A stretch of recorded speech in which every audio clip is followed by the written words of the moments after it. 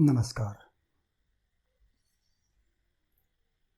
आज हमारा विषय है, बहुत सारे लोग पूछते हैं कि गुरुजी हमें नौकरी किस क्षेत्र में करनी चाहिए, किस क्षेत्र में प्रयास करना चाहिए, या व्यापार किन वस्तुओं का करना चाहिए, किस चीज़ का व्यापार हम करें। तो आज हम इस पर बात करेंगे कि हम ये कैसे जानें, ये कैसे देखें कि हमें नौकरी की हमारी दिशा क्या होनी चाहिए या व्यापार किन वस्तुओं का करना चाहिए। ये लग्न कुंडली है। सबसे पहले हमें ये देखना होगा कि हमारी 3 लग्न होती हैं, लग्न, चंद्र लग्न और सूर्य लग्न। तो इन 3 लग्नों में जो सबसे बलवान लग्न है, पहले हमें वो लग्न चुनना होगा। तो सबसे पहला विचार है कि सबसे पहले लग्न देखिए कि लग्न कौन सी बलवान है। ये लग्न है, ये बलवान है, या चंद्र लग्न बलवान है, या सूर्य लग्न बलवान है।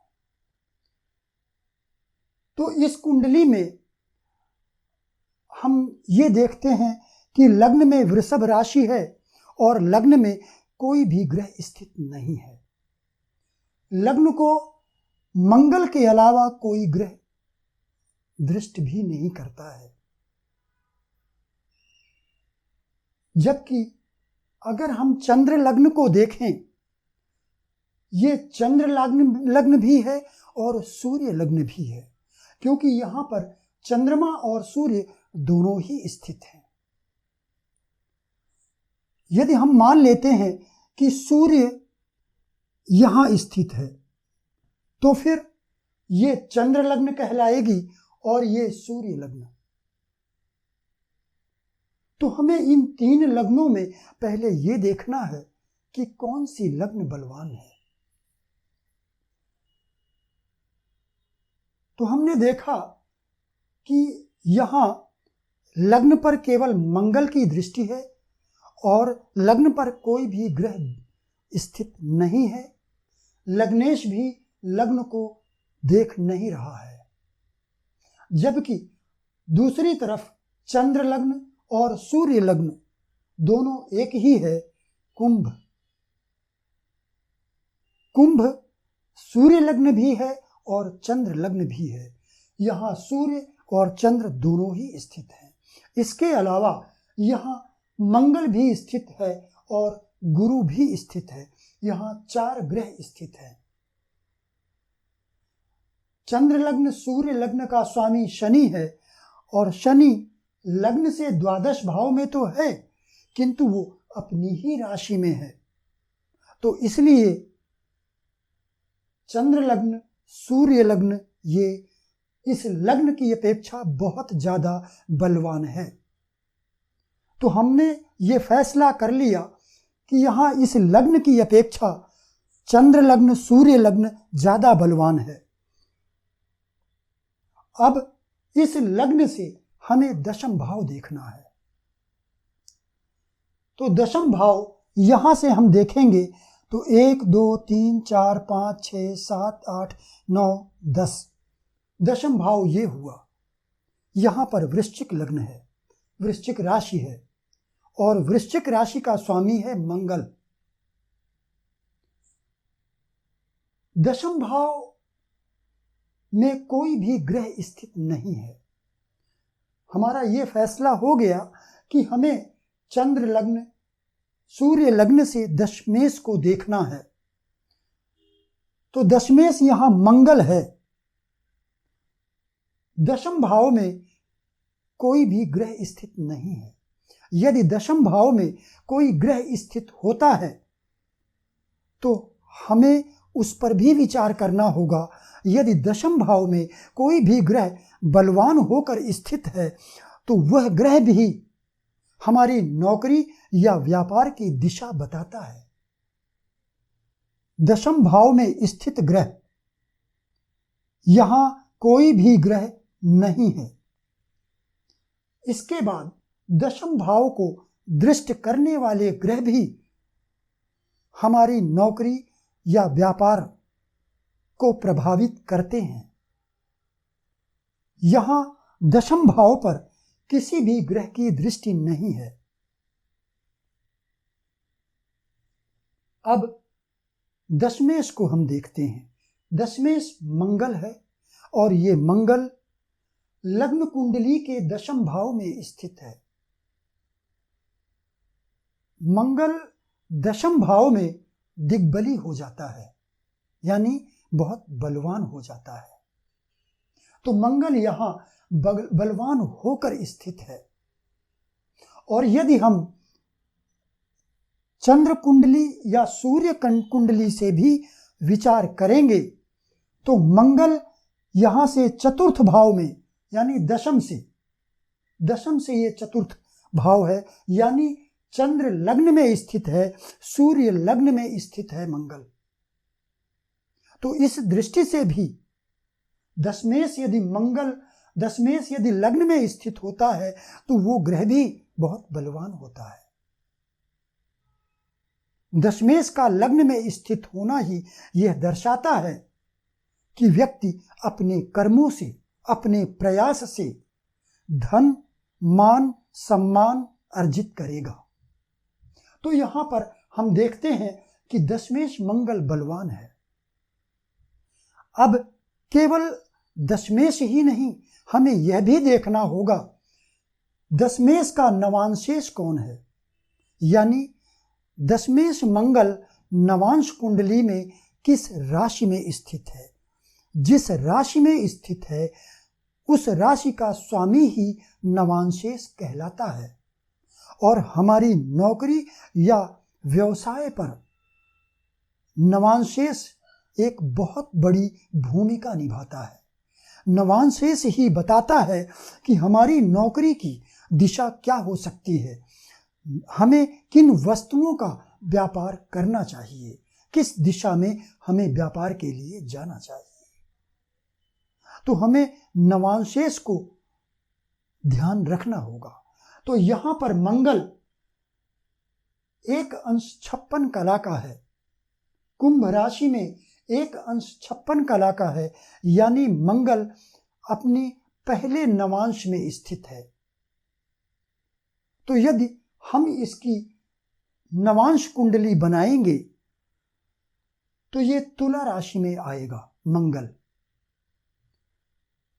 नवांश कुंडली कैसे बनाई जाती है, इस संबंध में मेरा वीडियो है, आप देख सकते हैं प्लेलिस्ट में जाकर के। यहां मैं संक्षेप में बता दूं, मंगल कुंभ राशि में पहले नवांश में स्थित है। कुंभ राशि वायु तत्व की राशि है। 3 राशियां वायु तत्व की राशियां होती हैं, 3, 7, 11, मिथुन, तुला, कुंभ। इन 3 राशियों में जो चर राशि है उस राशि से हमें गिनना होता है। तो चर राशि तुला राशि है तो हमें तुला राशि से गिनना होगा। तो चूंकि मंगल पहले नवांश में है इसलिए मंगल तुला राशि में ही रहेगा। यदि ये मंगल दूसरे नवांश में होता तो वृश्चिक में जाता, तीसरे नवांश में होता तो धनु में जाता, लेकिन ये पहले नवांश में है तो तुला में ही रहेगा। तो नवांश कुंडली में ये मंगल तुला राशि में है। तो नवांशेष कहलाया शुक्र, मंगल का नवांशेष शुक्र कहलाया।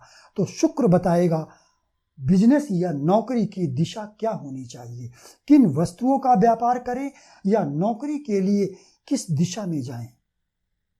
किस दिशा से मेरा तात्पर्य यह है, किस लाइन में जाएं।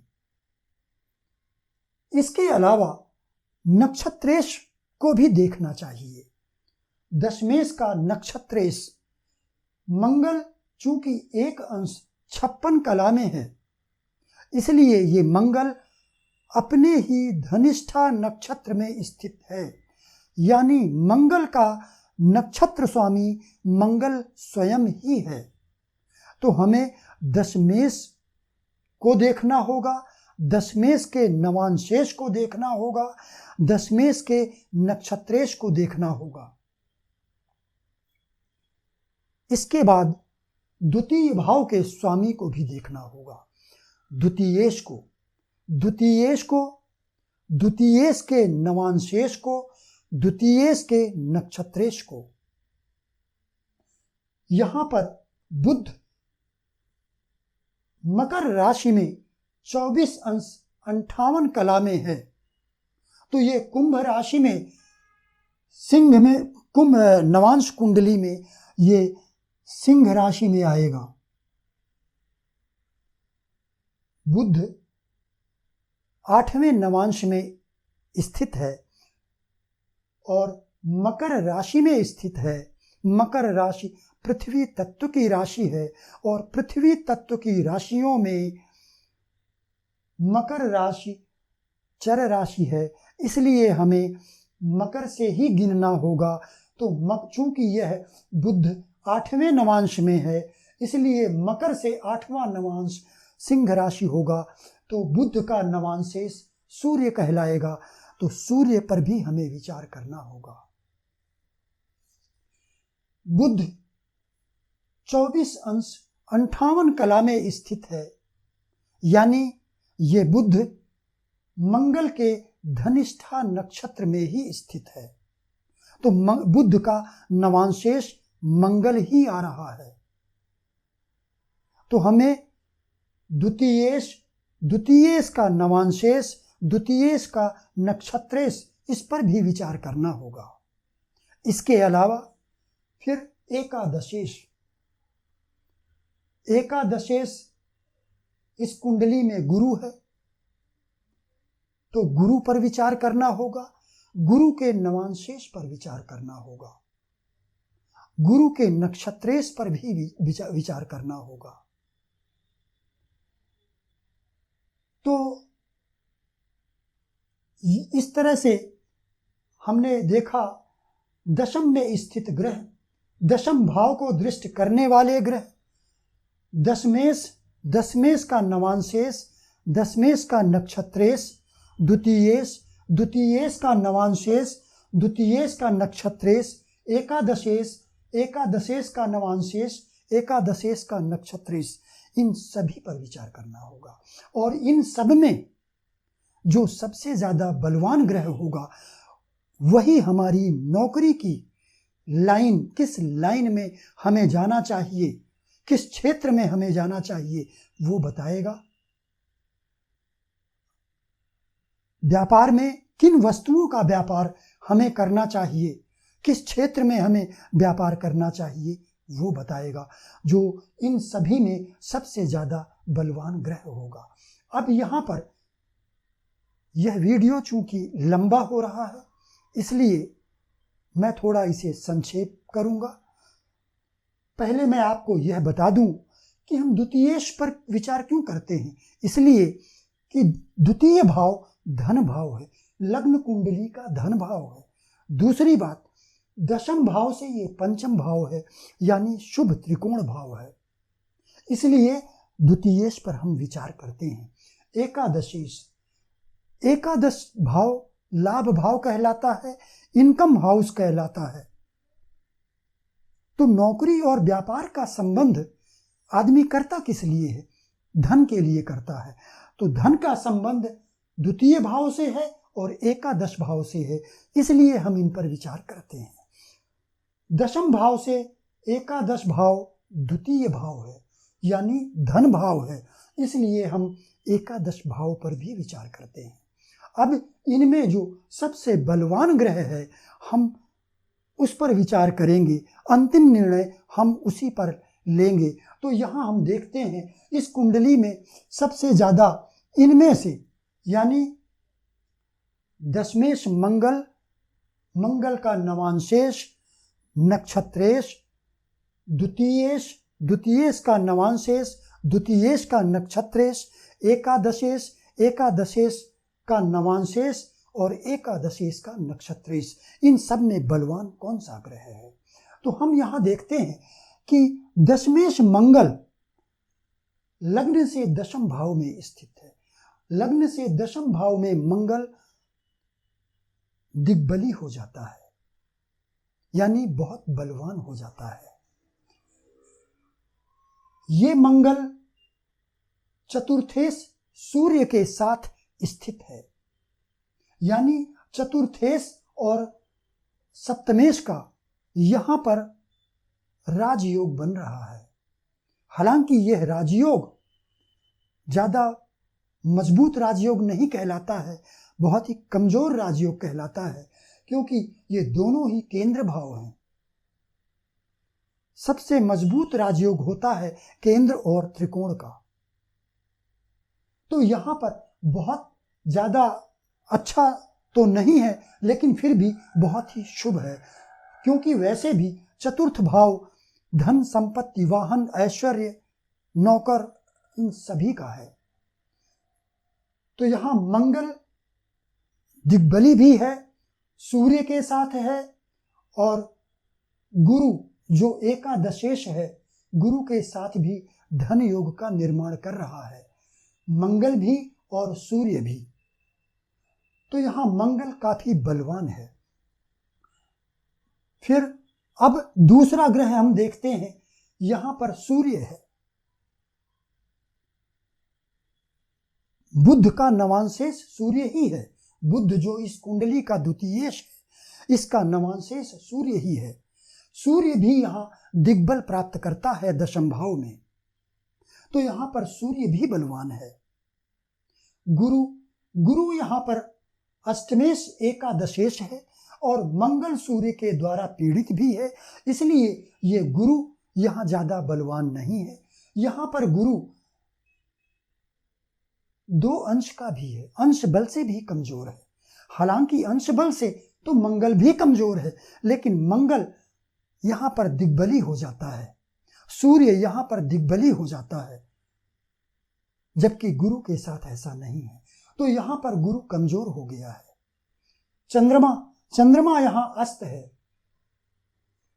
तृतीय भाव का स्वामी है।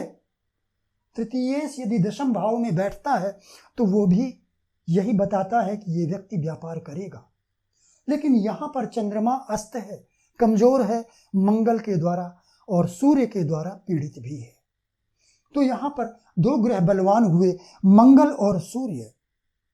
तो यहां मंगल ज्यादा बलवान है, वो इसलिए कि मंगल एक तो दशमेश हुआ,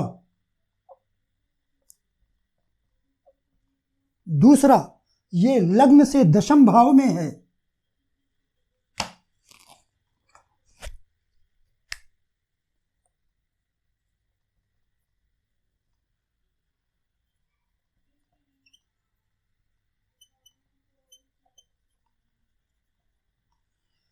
तीसरा, ये अपने ही नक्षत्र में स्थित है, यानी मंगल का नक्षत्रेश स्वयं मंगल ही है। तो ये स्वयं के नक्षत्र में है।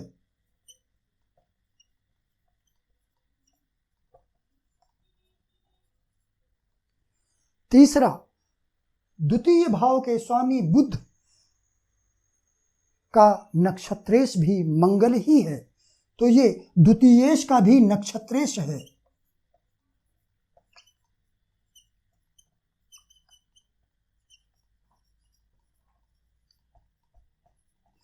द्वितीयेश का नक्षत्रेश होने के कारण मंगल का संबंध द्वितीय भाव से भी बन गया है।